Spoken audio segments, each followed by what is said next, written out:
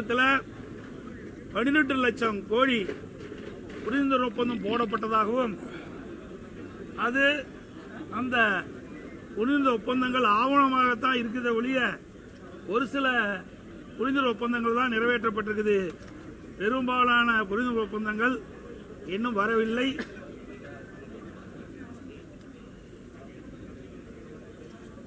கடந்த 4 ஆண்டுக்கு முன்பு வெளிநாட்டிலிருந்து தொழில் முதலீடு தமிழகம் 4வது இடத்தில் இருந்தது. தற்போது 6வது இடத்திற்கு தள்ளப்பட்டதாக அந்த அறிக்கையில் தெரிவிச்சிருக்காரு. பெண்கள் பாதுகாப்பு தொடர்பாக அறிக்கை வெளியிட்டிருக்காரு. போக்சோ சட்டத்தில் அதிகமா இன்றைக்கு தமிழகம் பாதிக்கப்பட்டிருக்கின்றது. சுமார் 55% பாதிக்கப்பட்டதாக சொல்லியிருக்கிறாங்க. பெண்களுடைய பாலியல் தொல்லை 33% பாதிக்கப்பட்டதாக அந்த அறிக்கையில் சுட்டிக்காட்டப்பட்டது. போதைப்பொருள் பரவல் மற்றும் பள்ளி மாணவர்கள் உட்பட இணையர்களிடையே அதிக அளவு இந்த போதைப் பொருளுக்கு அடிமையாகி சுமார் 2000 பேர் இதனால் பாதிக்கப்பட்டு தற்கொலை செய்து கொண்டப்பட்டதாக இந்த அறிக்கையில் தெரிவிச்சிருக்கிறாங்க. பட்டியலின மக்களுக்கு எதிரான வன்கொடுமைகளும் தலித் பெண்கள் மீதான பாலியல் வன்கொடுமையும் அதிகரித்துள்ளது. இதை இந்த அரசு சுட்டிக்காட்டவில்லை என்பதையும் சுட்டிக்காட்டியிருக்கிறாரு. மாநிலத்தில் ஒரே ஆண்டில் 20,000 பேர் தற்கொலை ஆளாயிருக்காங்க. இந்த நாள் ஒன்றுக்கு 65 பேர் என்று கணக்கிட்டிருக்கிறாங்க. இந்தியாவிலேயே தற்கொலை அதிகமாக நடந்த மாநிலம் தமிழ்நாடு.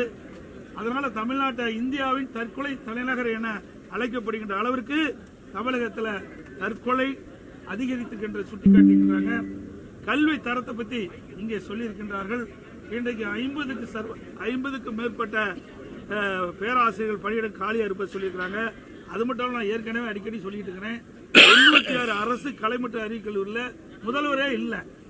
அதோட அரசு உதவி பெறுகின்ற கல்லூரி பள்ளிகளுக்கு அந்த அரசு அந்த பணியிடங்களை நிரப்புவதற்கு காலி பணிகளை நிரப்புவதற்கு இந்த அரசு அனுமதியை தரல.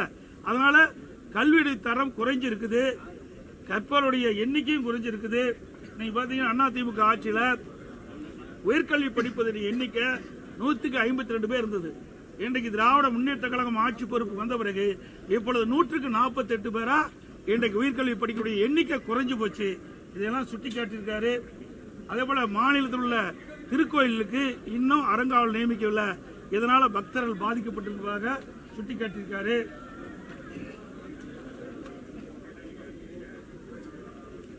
இன்னைக்கு சிறு குறு நடுத்தர தொழில் அதுலதான் MSME தான் அதிகமான பேருக்கு வேலை வாய்ப்பு கிடைக்கும்.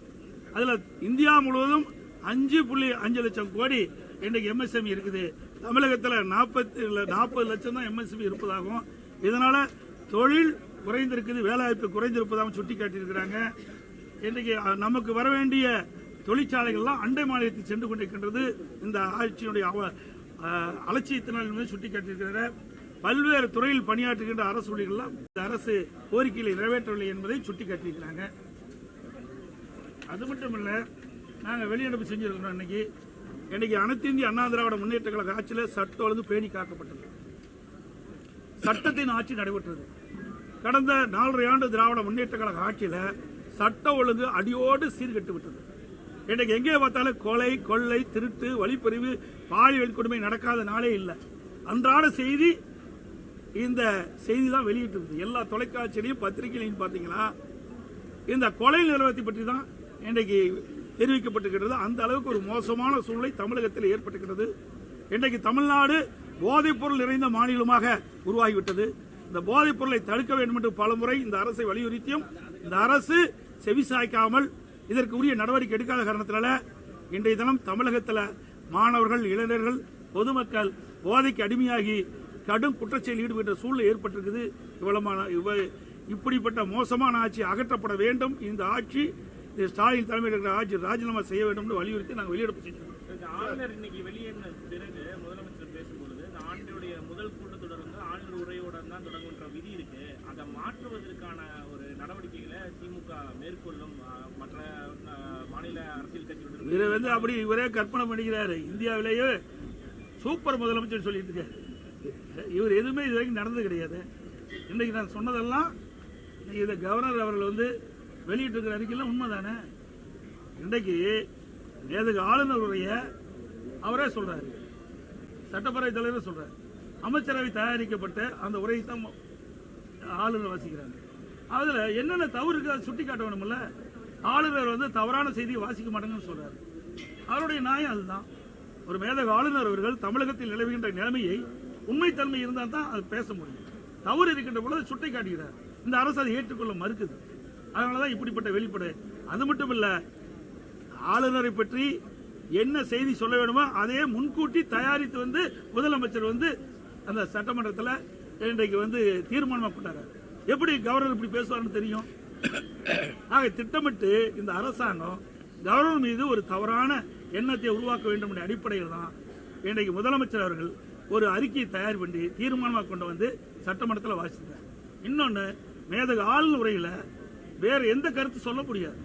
அதுக்கு யாருக்கும் அந்த இது கிடையாது. பாரம்பரியமாக நீங்க பார்க்கின்ற பொழுது மரபு அப்படித்தான்.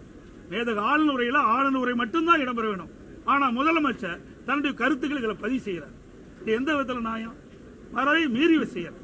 தமிழ்நாடு அரசு தயாரித்து கொடுத்த உரையில அதை சபாநாயகர் வாசிச்சாரு. இப்ப ஆளுநரும் தன்னுடைய விளக்கத்தை வந்து கொடுத்தாரு. இந்த விஷயங்கள்லாம் இந்த அம்சங்கள்லாம் இடம்பெறல அப்படின்னு. இரண்டுக்குமே வந்து பல்வேறு முரண்கள் இருக்குது. எப்படி புரிஞ்சுக்கொள்றது? முரண்பாடு இல்ல, உண்மையை கவர்னர் எழுத வேணுங்கிறார். தமிழகத்தில் நடைபெற்ற உண்மை செய்தியை மேதக ஆளுநருடைய இடம்பெறுங்க.